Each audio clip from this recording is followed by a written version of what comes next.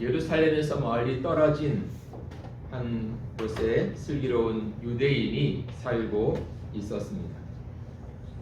이 사람에게는 아들이 하나 있었는데 이 아버지는 굉장히 교육열이 높은 아버지였습니다. 그래서 그는 그 아들을 예루살렘에 있는 좋은 학교로 보내게 되어졌습니다.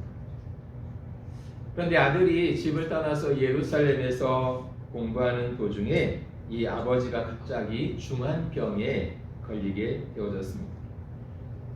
그런데 이제 얼마 살지 못한다는 것을 직감한 이 아버지, 그래서 멀리 예루살렘에 떨어져 있는 이 아들을 도저히 만날 수 없을 것 같다고 생각을 한 아버지는 한 장의 유서를 쓰게 되어졌습니다. 그리고 그 유서의 내용은 뭐냐면 자신이 가지고 있는 전 재산을 집에 있는 그 노예에게 다 주겠다는 유서를 남기게 된 것입니다. 그리고 그 유서 끝에 한 줄을 더 기록했는데 그것은 뭐냐면 단 이 모든 재산을 다 우리 집에 있는 노예에게 준다. 그리고 그 끝에 단 아들이 원하는 것 한 가지만은 아들에게 해 주어라. 이런 내용의 유서를 남긴 것입니다. 이 주인이 죽자 주인의 모든 재산을 다 상속받게 된 이 노예는 너무 기뻤습니다. 그래서 그 기쁨을 전하기 위해서 예루살렘에 있는 그 아들에게 달려가서 그 유서를 보여 주는 것입니다. 당신의 아버지가 나에게 이 모든 유산을 다 주었다. 그것을 확인시켜 주는 것입니다. 그 유서를 보고 아들이 이거 진짜 아버지 유서인데 이거 큰일 났다. 이 모든 재산을 다 뺏기게 생겼네. 갑자기 걱정이 되기 시작했습니다. 며칠 동안 먹지도 못하고 자지도 못했습니다. 어떻게 할까 한참 고민을 하다가 현명한 랍비를 찾아가서 상의를 하기로 했습니다. 아버지가 이런 유서를 남기고 세상을 떠나셨는데 그래서 나는 내가 받아야 할 유산을 한 푼도 받지 못하고 이제 완전히 알거지가 되게 생겼습니다. 어떻게 하면 좋겠습니까? 그러자 이 랍비는 그런 이야기를 했습니다. 내가 이걸 읽어보니까 자네는 전혀 걱정할 필요가 없네. 자네 아버지는 내가 보니까 정말 슬기롭고 지혜로운 사람 같네. 당신의 아버지는 당신을 정말 사랑한다고 생각하네. 이 유서를 한번 잘 읽어보게. 그런데 아들의 눈에는 아무리 읽어봐도 아버지의 모든 재산을 이 노예에게 준다는 내용밖에는 없는 것처럼 보였습니다. 아무리 봐도 이거 뭐 다 노예에게 준다는 얘기지 저에게 한 푼도 남긴다는 이야기가 없지 않습니까? 그러자 랍비는 다시 이런 이야기를 했습니다. 자네 아버지가 이 유서를 남기지 않고 죽었다면 그리고 당신은 지금 집에 없고 혼자 집에 남아있는 그 노예가 그 재산을 가지고 어떻게 했을 것이라고 생각하나? 그 다 팔아서 가지고 도망을 가든 다 써버리든 아니면 아들에게 이 아버지가 죽었다는 것을 알리지 않고 혼자 그것을 다 가져갈 수도 있지 않겠나? 아버지가 이 노예에게 전 재산을 다 준다고 하니까 너무 기뻐서 그 유서를 가지고 확인시켜주기 위해서 이 노예가 재산 한 푼도 축내지 않고 당신에게 찾아오지 않았냐. 여기 있는 이 유서를 잘 봐라. 노예에게 모든 것을 다 준다. 그러나 단 아들의 요구를 한 가지만 들어줘라고 하지 않았냐. 걱정할 것 없다. 너는 너를 유서를 가지고 찾아온 그 노예를 선택해라. 그러면 노예가 가지고 있는 모든 재산은 너의 것이 될 것이다. 바로 거기에 아버지의 깊은 뜻이 담겨 있는 것이라네. 그래서 그 젊은이는 그제서야 아버지가 왜 그렇게 했는지를 깨닫게 되어졌습니다. 그래서 랍비가 말한 대로 이 아들은 노예를 선택함으로 모든 재산을 찾게 되어졌고 노예는 그 시간부로 해방시켜 주었다는 이야기입니다. 이 이야기는 우리에게 아주 중요한 교훈을 한 가지 가르쳐주고 있는 것 같습니다. 그건 뭐냐면 이 이야기 속에 나오는 아버지는 아들에게 무엇을 물려줘야 아들이 이 땅에서 남은 인생을 행복하게 살아갈 수 있는지를 분명하게 알았다는 것입니다.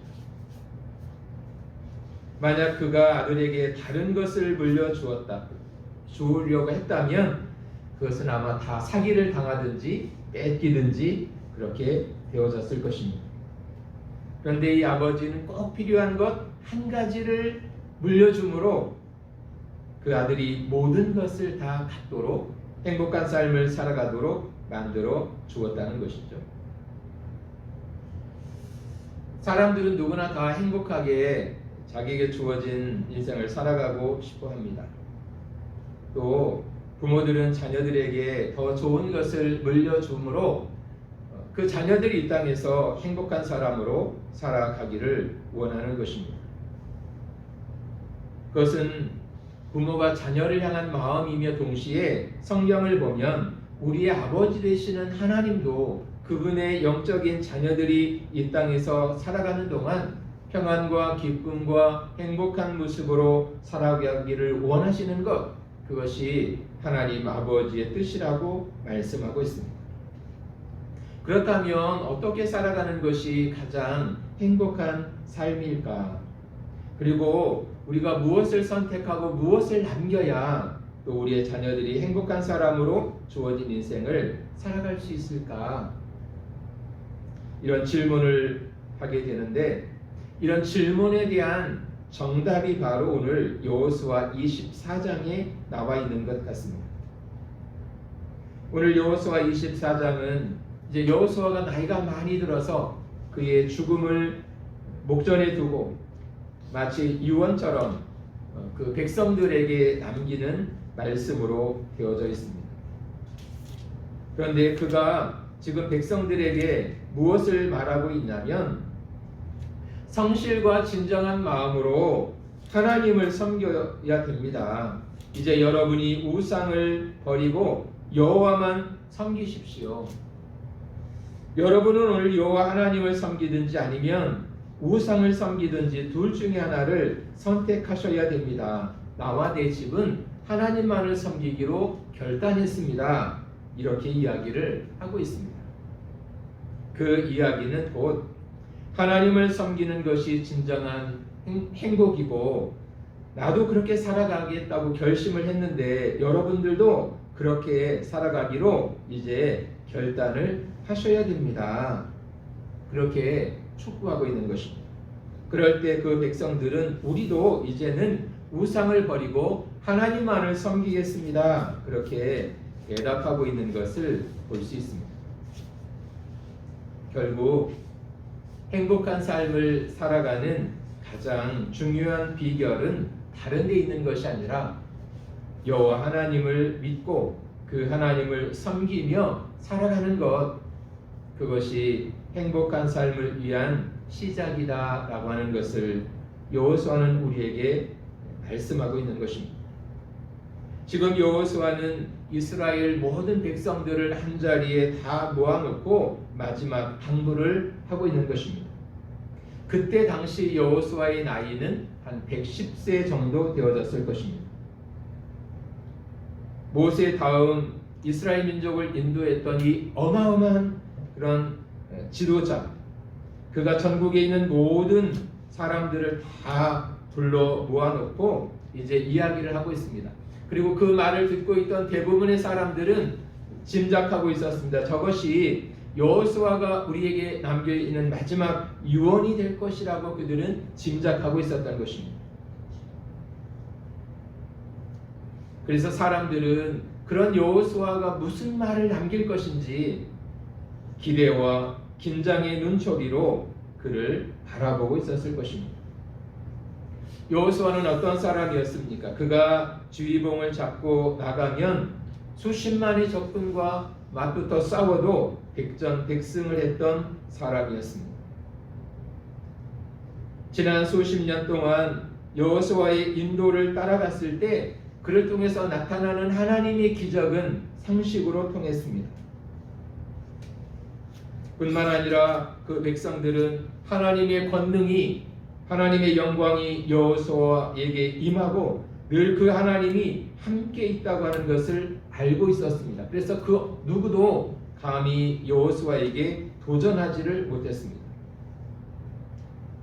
그러나 이제 그런 여호수아가 나이가 많아 곧 하나님의 부르심을 눈앞에 두고 사람들을 다 모아놓은 다음에 그들에게 무언가를 이야기하려고 했을 때 사람들은 기대와 긴장의 눈초리로 여호수아에게 귀를 쫑긋 세우고 있었을 것입니다.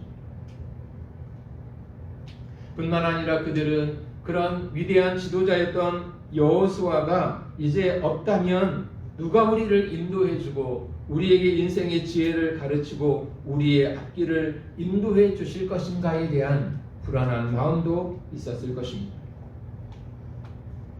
그때 여호수아는 지난날 자신과 함께 하셨던 하나님, 그리고 자신뿐만 아니라 그 이스라엘 민족 가운데 함께 하셨던 하나님의 은혜가 어떤 것이었는지를 다시 한번 이렇게 기억나게 하면서 그 백성들에게 몇 가지 중요한 것을 당부하고 있습니다.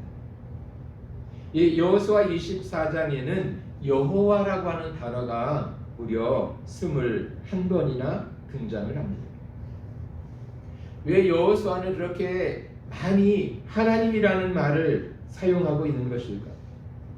그것은 지금 이스라엘이 애굽에서 나와서 광야 40년의 생활을 마치고 가나안 땅에 들어와서 이제 자리를 잡고 살만한 상황이 된 것입니다. 그렇게 수십 년 동안 이스라엘 사람들이 걸어왔던 그 순간순간마다, 그리고 여호수아 개인의 한 사람, 그리고 이스라엘 민족 한 사람 한 사람의 그 걸어온 모든 삶의 순간순간마다 하나님이 아니면 설명할 수 없는, 그리고 이해할 수 없는 그런 놀라운 은혜들이 그들에게 있었기 때문이었습니다. 그래서 그들은 하나님을 떠나서는, 하나님을 빼놓고는 결코 그들이 살아왔던 지난 날을 설명할 수가 없었던 것입니다. 그래서 여호수아는 그 백성들에게 이야기할 때 너희가 그 우상을 섬기든지 하나님을 섬기든지 왜 이 둘 사이에서 머뭇머뭇하느냐, 둘 중에 하나를 선택하라라고 하는 이 말씀을 보면 당시 이스라엘 백성들의 신앙은 그렇게 좋아 보이지를 않았던 것 같습니다. 그들은 40년 동안 광야의 길을 걸어오는 동안 하나님의 큰 은혜를 입었지만 여전히 그들에게는 불편하고 힘든 생활의 연속이었습니다. 그런데 모든 것이 풍성한 가나안 땅에 들어와서 보니까 이건 완전히 신세계가 된 것입니다.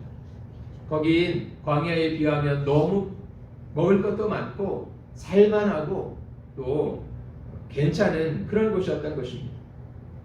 그래서 많은 사람들이 가나안 사람들이 섬기던 우상을 따라 섬기게 되어졌고 하나님 백성다움을 잃어버리고 그 하나님 없이 살던 그 가나안 사람들이 사는 그 풍습을 따라 살기 시작했던 것입니다.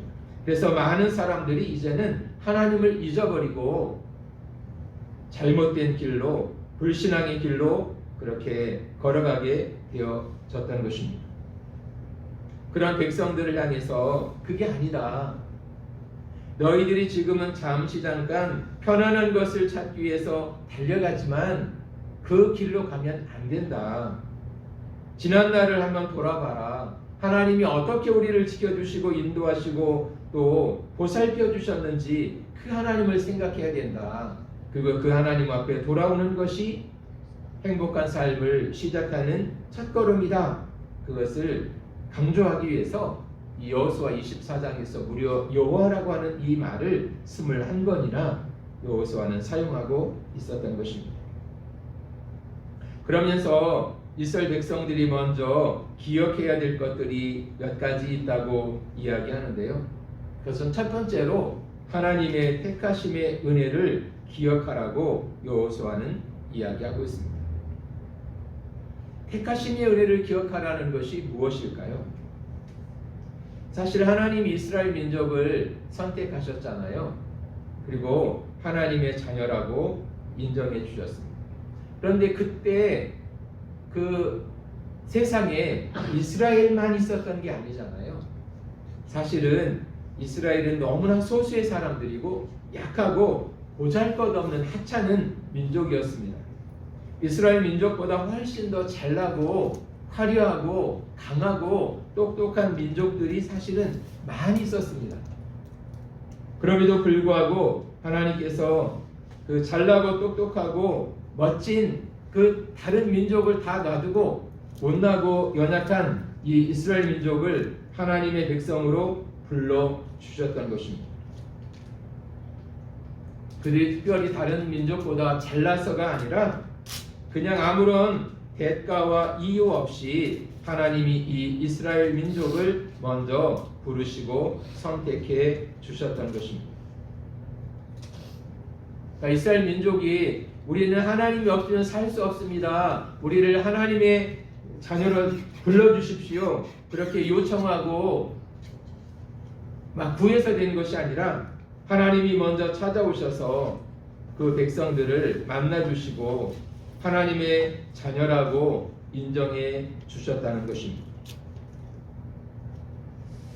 그래서 이스라엘 백성들이 내세울 것은 아무것도 없었던 것입니다. 심지어 그들은 애굽 땅에서 누구도 인정해 주지 않는 노예의 비참한 삶을 살고 있었던 것입니다. 그런 보잘것없고 하찮은 이스라엘 민족을 하나님이 먼저 찾아오셔서 하나님의 자녀라고 불러주신 것, 인정해 주신 것, 그것은 전적인 하나님의 은혜 안에서 이루어진 일들이었다는 것입니다.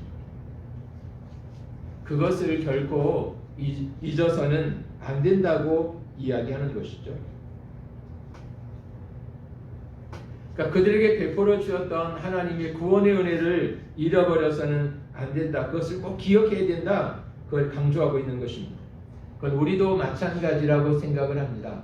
우리가 하나님을 믿게 되고 예수를 나의 주님이라고 고백하게 되고 또 영원한 생명을 얻어 천국에 갈 수 있는 이 분명한 사실이 내가 다른 사람들보다 조금 더 착하게 살고 다른 사람들보다 조금 더 그래도 잘난 구석이 있고 다른 사람들과 비교해 봤을 때 조금 더 열심히 있기 때문에 그걸 보고 하나님이 나를 불러서 하나님의 자녀가 되게 하신 것이 아니었다고 하는 것입니다. 우리는 여전히 부족한 것도 많고 허물도 많고 못하는 것도 많은 연약한 사람들이지만 그럼에도 불구하고 그런 나를 하나님께서 지나치지 않고 그냥 외면하지 않고 버리지 않고 눈여겨보시고 내가 너를 사랑한다, 내가 너를 존귀 여긴다 라고 말씀하시면서 너는 내 아들이다, 너는 나의 자녀다, 너는 나의 사랑을 받을 만한 사람이다 라고 인정해 주신 것, 그것은 거저 주시는 하나님의 은혜 안에서 이루어졌다는 것입니다.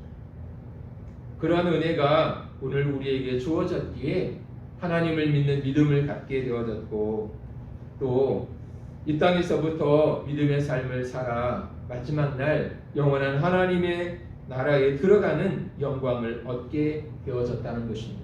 이 모든 것들이 다 하나님의 은혜 안에서 이루어진 일들이었다는 것이죠. 그래서 나에게 거저 주시는 하나님의 은혜가 있었음을 기억해야 된다고 이야기하는 것입니다. 두 번째, 여호수아는 그 이스라엘 백성들에게 기억해야 될 것이 있는데 그것은 다른 것이 아니라 바로 하나님의 인도하심이었다고 이야기합니다. 왜 여호수아는 이스라엘 백성들에게 하나님의 인도하심에 대해서 다시 기억하라고 이야기하는 것일까요? 그들이 애굽에서 요셉이 살아있을 때는 배후를 받았잖아요.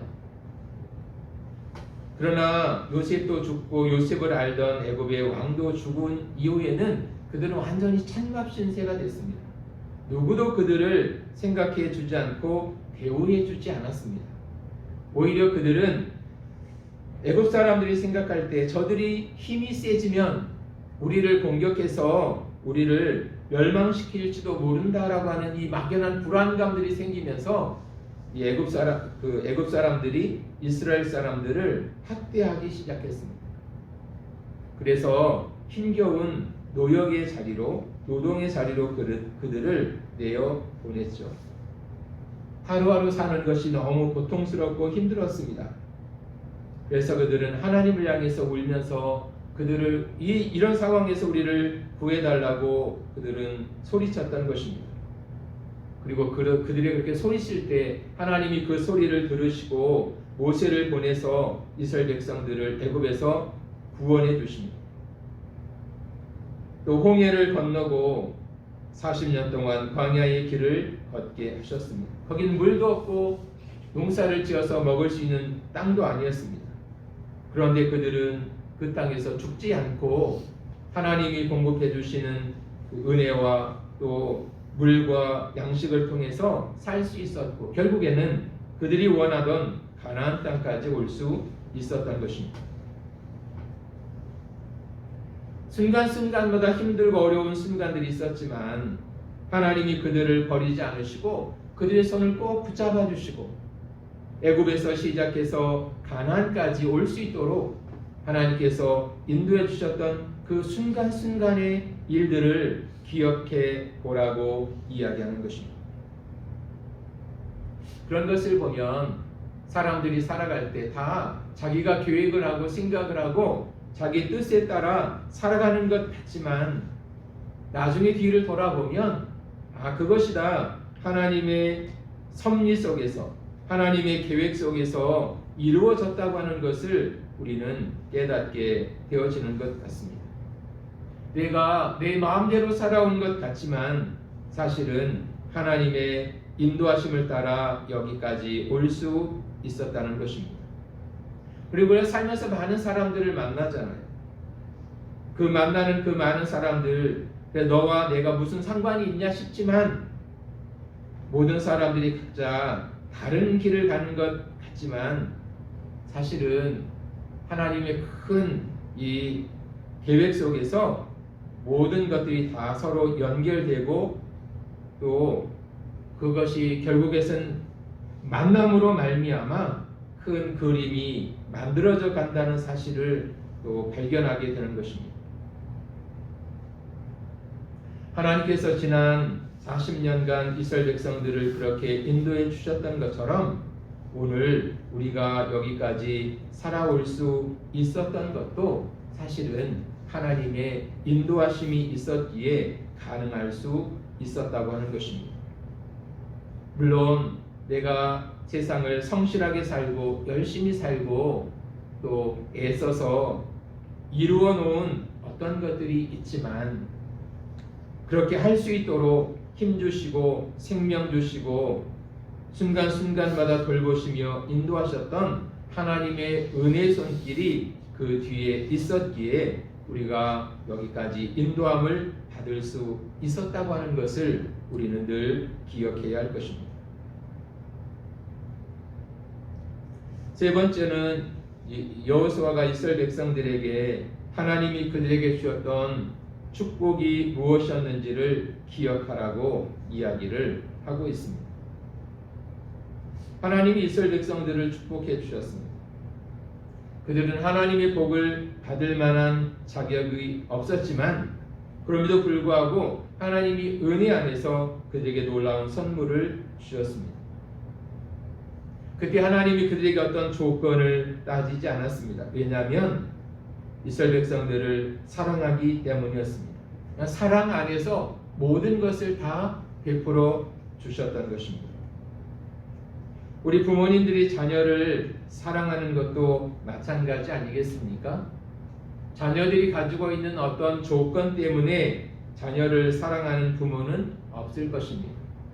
조건과 상관없이 그냥 그가 나의 사랑하는 자녀이기 때문에 무조건적으로 사랑하는 것입니다. 그래서 우리 어른들은 그것은 내리사랑이다 그렇게 이야기를 했습니다.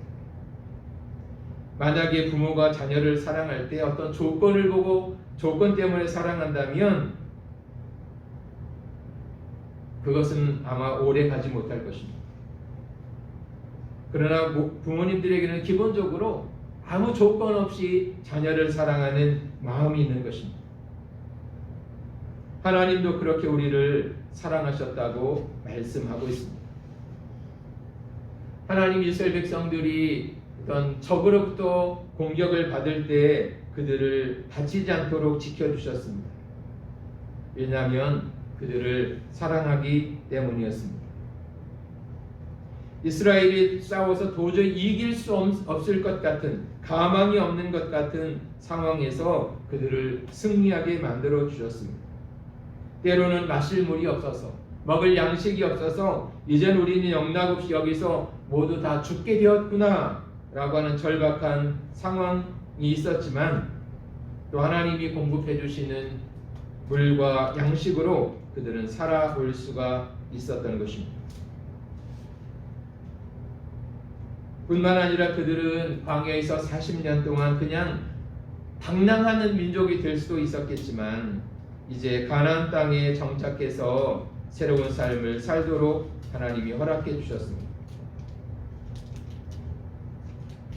이 모든 것들이 다 하나님으로부터 온 것이라고 여호수아는 이야기하는 것입니다. 너희가 수고하지 않았는데도 이 모든 것이 다 하나님 때문에 생긴 것이라고 거듭 강조하고 있는 것입니다. 그렇게 하나님이 우리에게 복을 주신 분이시기 때문에 우리는 여호와 하나님만을 섬기는 사람들이 되어야 된다. 그래서 나와 내 집은 하나님을 섬기기로 결심했는데 이제는 너희들도 결심을 해야 된다. 그것을 강조하는 것입니다. 그러니까 이스라엘 백성들에게 하나님만을 섬겨야 된다고 그렇게 결단을 촉구하고 있는 것이죠. 사람의 마음이 참 간사한 것 같습니다. 이스라엘 백성들도 예외는 아니었습니다. 가나안 땅에 들어가서 이제 조금 살만해지니까 그들의 생각이 교만해지고 하나님을 두려워하지 않고 믿음을 소중하게 여겼던 그들이 이제는 하나님 없이도 살아갈 수 있을 것 같은 착각에 빠지게 되어졌던 것입니다. 그래서 점점 신앙적으로 연약해져가는 그 백성들을 바라보면서 여호수아는 그들의 신앙을 다시 한번 굳건하게 다잡아 놓을 필요가 있었던 것 같습니다. 왜냐하면 어떤 것을 이루기는 너무나 힘들고 어렵지만 무너지는 것은 한순간임을 여호수아는 잘 알고 있었기 때문이었습니다. 그래서 그가 볼 때 제일 중요한 것은 다른 것이 아니라 하나님과의 관계였던 것입니다. 아무리 현실적인 어려움이 있어도 하나님께 꼭 붙어 있다면, 하나님을 믿는 믿음에 견고히 서 있다면 다른 그 어떤 나라도 그들을 함부로 대하지 못할 것이라는 것을 알고 있었기 때문이었습니다. 그들이 하나님께만 집중한다면 그들에게는 소망이 있었던 것입니다. 그리고 삶의 길이 열린다는 것을 여호수아는 알고 있었기 때문이었습니다. 그래서 여호수아는 두 마음을 품지 말고 오직 여호와 하나님만을 섬겨야 된다고, 그것이 그들이 살 길이라고 강조하고 있었던 것입니다. 오늘 이 여호수아가 외쳤던 나와 내 집은 여호와만을 섬기겠다, 이 고백, 이 다짐, 이 결심이 또 저와 여러분의 다짐이요 결심이 될 수 있기를 원합니다. 그래서 그 마음을 가지고 하나님을 섬기고 하나님이 주시는 더 좋은 은혜와 복을 누리며 사는 것이 저와 여러분의 삶이 되어질 수 있기를 원합니다.